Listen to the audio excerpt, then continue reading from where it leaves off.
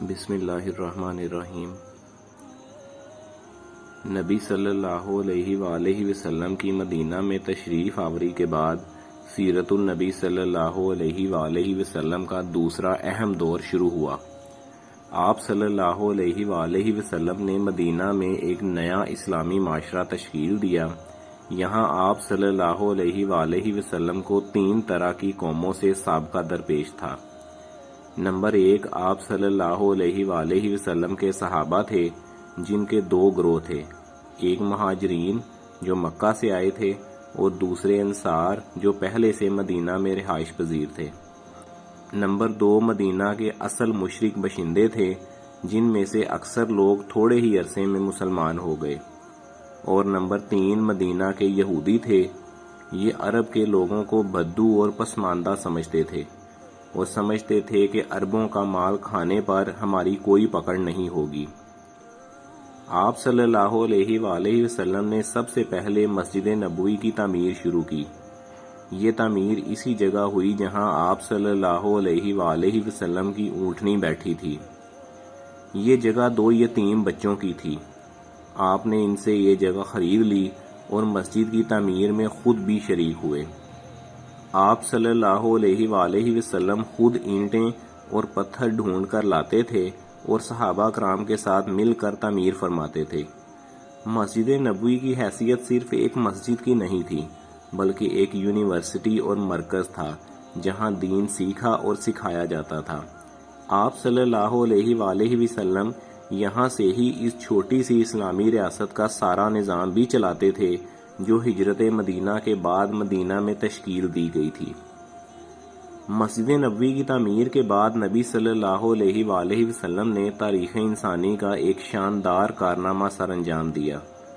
آپ صلی اللہ علیہ وآلہ وسلم نے مہاجرین اور انصار میں بھائی چارے کا رشتہ قائم کر دیا۔ اس کی بنیادی وجہ یہ تھی کہ مہاجرین بے سر و سامانی کی حالت میں مکہ سے آئے تھے اور انصار پہلے سے مدینہ میں رہائش پذیر تھے۔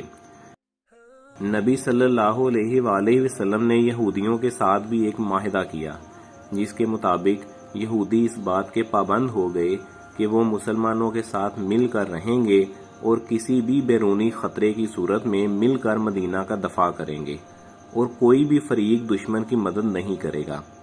عبداللہ بن ابی ایک منافق مسلمان تھا اور نبی صلی اللہ علیہ وآلہ وسلم کی مدینہ میں تشریف آوری سے پہلے مدینہ کے لوگ اسے بادشاہ بنانے والے تھے اور اس کی تاج پوشی کی رسم کرنے والے تھے، لیکن نبی صلی اللہ علیہ وآلہ وسلم کی مدینہ میں تشریف آوری کے بعد اس کا یہ منصوبہ چوپٹ ہو گیا اور وہ منافقت پر اتر آیا۔ اس وجہ سے قریش کے لوگوں نے عبداللہ بن ابی کو خط لکھا کہ تم نے ہمارے آدمی کو پناہ دے رکھی ہے، یا تو اس کے ساتھ لڑائی کرو اور اسے مدینہ سے نکال دو یا پھر ہم مدینہ پر حملہ آور ہو جائیں گے۔ اس وجہ سے عبداللہ بن ابی پوشیدہ طور پر مسلمانوں کے خلاف مکاریاں کرنے لگا۔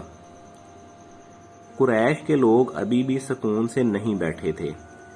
انہوں نے مسلمانوں کے لیے مسجد الحرام کے دروازے بند کرنے کا اعلان کر دیا اور پیغام بھجواتے رہتے تھے کہ یہ مت سمجھنا کہ تم یہاں سے بچ کر نکل گئے، ہم مدینہ آ کر تمہارا ابھی ستیہ ناش کیے دیتے ہیں۔ ان حالات میں اللہ تعالیٰ نے مسلمانوں کو جنگ کی اجازت دے دی۔ چنانچہ نبی صلی اللہ علیہ وآلہ وسلم صحابہ کرام کے مختلف گروہوں کو مدینہ کے قریب کی شاہراہوں کی طرف گشت کے لیے بھیجتے رہتے تھے تاکہ قریش کی سرگرمیوں پر نظر رکھی جا سکے، کیونکہ اس بات کا قوی امکان تھا کہ قریش کسی بھی وقت مدینہ پر حملہ آور ہو سکتے ہیں۔ جیسا کہ پہلے بتایا جا چکا ہے کہ قریش کے لوگ اپنی دھمکیوں سے باز نہیں آتے تھے اور انہوں نے مدینہ کے مسلمانوں کے لیے مسجد الحرام کے دروازے بند کرنے کا اعلان کر دیا تھا اور رات کو مدینہ کی چراگاہوں پر حملہ کر کے مویشی لوٹ لیتے تھے۔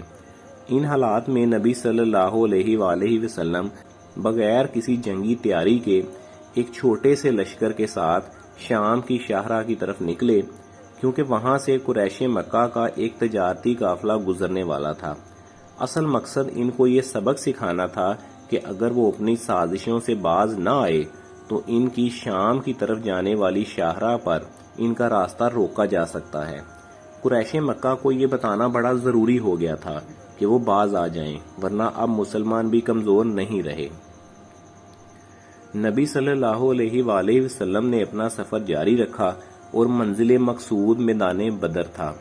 آپ نے 2 صحابہ کرام کو ابو سفیان کے تجارتی قافلے کی خبر کا پتہ لگانے کے لیے روانہ فرمایا۔ آپ صلی اللہ علیہ وآلہ وسلم کسی جنگ کی نیت سے نہیں نکلے تھے۔ اس کا ثبوت یہ ہے کہ آپ نے اس سفر کے لیے کسی مسلمان کو مجبور نہیں کیا تھا اور ایک مختصر سے 313 لوگوں کے قافلے کے ساتھ نکلے تھے۔ جب ابو سفیان کو اس معاملے کی خبر ہوئی تو اس نے ایک تیز رفتار سوار کو مکہ بھجوا دیا کہ وہ جا کے اعلان کرے کہ مدینہ کے مسلمان ہمارے تجارتی قافلے کا راستہ روکنے کے لیے نکل کھڑے ہوئے ہیں۔ جب مکہ میں یہ خبر پہنچی تو ابو جہل 1300 کے لشکر کے ساتھ، جس میں وافر مقدار میں جنگی سامان بھی تھا، لے کر نکل کھڑا ہوا۔ ابو سفیان راستہ بدل کر اپنا تجارتی قافلہ لے کر نکل گیا اور اس نے ابو جہل کو پیغام بھجوا دیا کہ تجارتی قافلہ بچ کر نکل گیا ہے، لہٰذا وہ اپنا لشکر لے کر واپس مکہ چلا جائے۔ ان حالات میں مکی لشکر میں پھوٹ پڑ گئی اور کچھ لوگ واپس مکہ کی طرف چلے گئے جن کی تعداد 300 کے قریب تھی، لہٰذا مکی لشکر کی تعداد اب 1000 رہ گئی۔ نبی صلی اللہ علیہ وآلہ وسلم کو جب یہ خبر ملی کہ ابو سفیان اپنا تجارتی قافلہ لے کر نکل گیا ہے تو آپ سمجھ گئے کہ اب ایک خون ریز مارکا ناگزیر ہو گیا ہے، کیونکہ اب اگر مسلمان ڈر کر واپس ہو جاتے تو ان کی آواز ہمیشہ کے لیے دب جاتی، اور اس بات کی کیا گارنٹی تھی کہ ابو جہل اپنے قافلے کے ساتھ مدینہ پر چڑھائی نہیں کرے گا۔ ان حالات میں آپ صلی اللہ علیہ وآلہ وسلم نے صحابہ کرام سے مشورہ فرمایا۔ تمام صحابہ کرام نے کہا کہ ہم اللہ کے دین کی خاطر ہر خطرے سے ٹکرا جائیں گے۔ نبی صلی اللہ علیہ وآلہ وسلم نے 313 صحابہ کرام، جن میں خواتین اور بچے بھی تھے، ان کے ساتھ بدر کے ایک چشمے پر نزول فرمایا اور وہیں پر رات گزاری۔ اس موقع پر اللہ تعالیٰ نے بارش بھی برسا دی، جس کی وجہ سے ریتلی زمین سخت ہو گئی اور اس پر قدم مضبوطی سے جمنے لگے۔ میدان بدر میں جب دونوں لشکر آمنے سامنے ہوئے تو نبی صلی اللہ علیہ وآلہ وسلم نے مسلمانوں کی صفیں درست فرمائیں اور اللہ سے دعا فرمائی کہ اے اللہ اپنی مدد نازل فرما دے جس کا تو نے وعدہ فرمایا ہے۔ قریش کے بڑے بڑے سردار جنگ کے شروع میں ہی مارے گئے۔ صحابہ کرام بڑی جرت کے ساتھ لڑے اور اللہ تعالیٰ نے بھی 1000 فرشتوں کے ذریعے مسلمانوں کی مدد فرمائی۔ نتیجہ یہ نکلا کہ قریش کو بری طرح سے شکست ہوئی۔ مٹھی بھر صحابہ کرام شہید ہوئے، لیکن قریش کے 70 آدمی مارے گئے اور 70 کے قریب گرفتار ہوئے۔ قتل ہونے والوں میں ابو جہل اور قریش کے دیگر بڑے سردار بھی تھے۔ جب معرکہ ختم ہو گیا تو رسول اللہ صلی اللہ علیہ وآلہ وسلم نے فرمایا، کون ہے جو دیکھے کہ ابو جہل کا کیا انجام ہوا ہے؟ اس پر صحابہ کرام رضی اللہ تعالیٰ عنہ اس کی تلاش میں بکھر گئے۔ حضرت عبداللہ بن مسعود رضی اللہ تعالیٰ عنہ نے اسے اس حالت میں پایا کہ ابھی اس کی سانسیں آ جا رہی تھیں۔ انہوں نے اس کی گردن پر پاؤں رکھا اور سر کاٹنے کے لیے داڑھی پکڑی اور فرمایا، او اللہ کے دشمن، آخر اللہ نے تجھے رسوا کیا نا؟ اس نے کہا، مجھے کاہے کا رسوا کیا؟ کیا جس شخص کو تم لوگوں نے قتل کیا ہے اس سے بھی بلند پایا کوئی آدمی ہے؟ پھر بولا، کاش مجھے کسانوں کی بجائے کسی اور نے قتل کیا ہوتا۔